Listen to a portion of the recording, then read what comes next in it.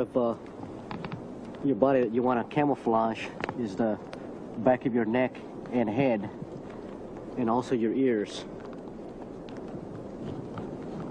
And what you want to do is just break up the pattern again using your dark green and your light green. What I'm doing is, because my gloves are a little bright, but these are the gloves I prefer to wear in the field, just take a little of the soil, darken them up a little bit. My hands are not going to be seen while I'm stalking or crawling, but still it's not a bad practice to get into, just to dirty them up a little bit. You're going to be crawling around in the dirt and the mud and the sand or wherever, so it's not really going to make that much of a difference. Before a stalk, retouch your face and any other bare skin that may have lost paint during prepping activity. The front of the neck seems to be a spot that needs double checking. One of the things we're going to do to help aid the camouflage is going to add some natural vegetation to Ron's suit here.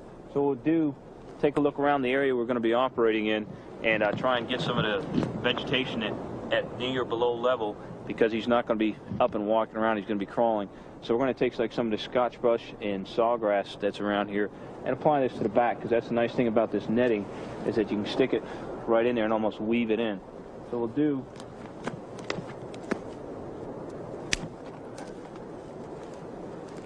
take some of these pieces here, and again, you don't want 15-foot sections because it's going to be wiggling around like this. So you want fairly small pieces, about like this.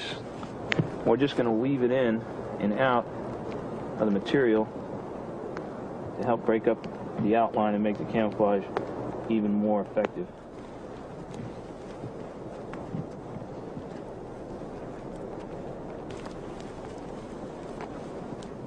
One of the other things to keep in mind too, if you don't want to use the burlap, what you can do is just sew the net on the back, and then when you get to an area, you can actually take foliage and stick it in the back. The important thing to remember though, with the foliage, it is going to die and brown on you after a few hours. So normal rule of thumb, if you're going to use natural vegetation, you always try and get leafy vegetation from preferably a hardwood tree, because that'll last the longest.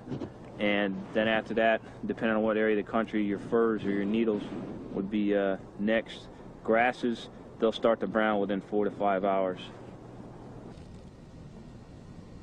The thing we're going to talk about is the different movement techniques when you're actually on your belly. The first one's going to demonstrate for us is the high crawl.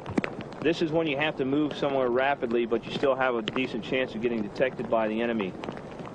You notice the profile is much higher, and this might be initially where he's just changed into his ghillie suit and he's just coming into the area where he wants to stalk in to get his shot from. So he's got a better vantage point from here, but he's still keeping a low silhouette. Again, this is the least preferred because it does present the largest silhouette. The next one would be the low crawl. Ron's finally starting to get close to his position now, so he's going to lower himself down. And you see what he's going to try and do is grab his weapon up by the sling or the bipod. He keeps it in tight to his body. Again, this is a more rapid movement technique than the sniper low crawl. What he'll do, he'll plant his right elbow forward and then push off with his opposite foot and move forward. Once he gets abreast and his rifle comes up, he'll recock his arm again, cock his foot, and move forward. The last technique is the most preferred and the most time-consuming. This is the sniper low crawl. Head down, weapon in tight along the body, and all he does is push off with his toes and his fingertips. It's a very slow, subtle movement. You're only going to move approximately 4 to 6 inches each time you move. And after every time you move, you stop, take a few breaths, and move on again. It's important when utilizing this movement technique to scan out your next position where you're eventually going to move to, so you have some terrain feature or landmark to aim for as you're crawling along the ground, because you don't want to keep poking your head up too much, remembering that sudden movement attracts people's eyes. Camouflage while you're stalking is to heel your boot. And like Moen said earlier, when you're stalking, keep your heels down and your feet behind you. As you can see, especially with these boots here, there's not any grime or mud or dirt on them.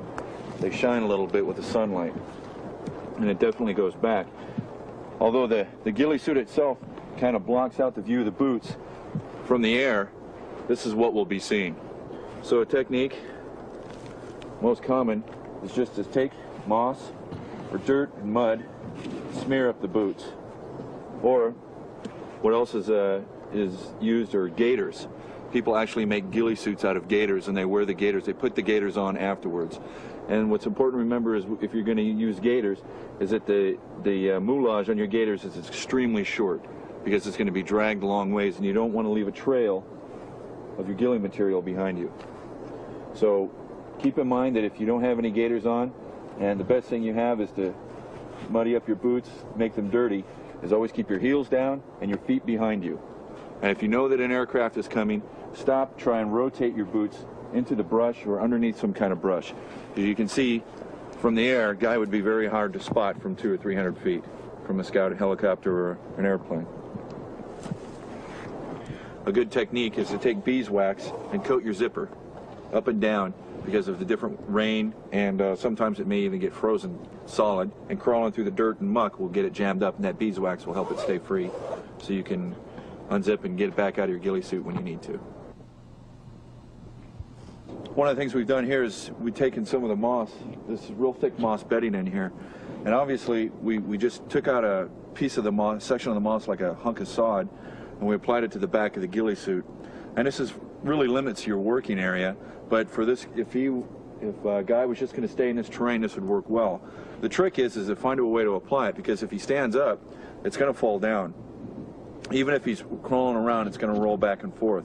So one of the things you can do is take some, like even coat hangers, make U-shaped clips out of them, stick it through the sod, and then bend it up so the edges are away from your body, and apply the sod and then cover it back over. And you'd have to have your partner do this for you, or your spotter, and you'd do it for each other. And then cover the clip back up with the sod. And remember, I mean, you're not going to be able to run with this on, but just for general stalking or staying in one place, this will work quite well. As you can see, it stays well with the body, and then when he has his hood on, it'll blend in with the rest of the ghillie suit.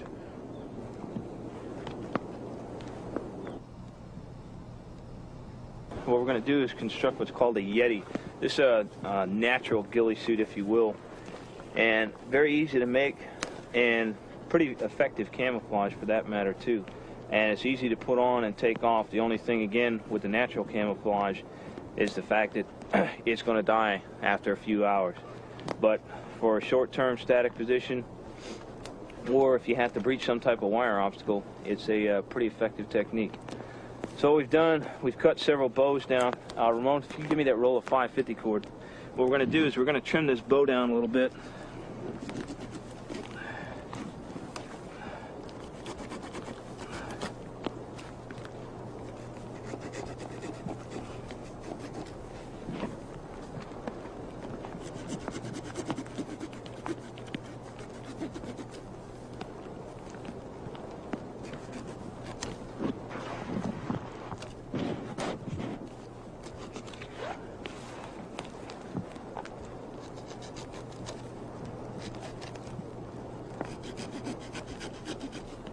Now, this doesn't have to necessarily be out of pine or evergreen bows. You can use grass and things like that too, depending on what area you're going to be in. We're just using the evergreen just for the ease of demonstration purposes, and also to show that you can also use a ghillie type camouflage for standing up.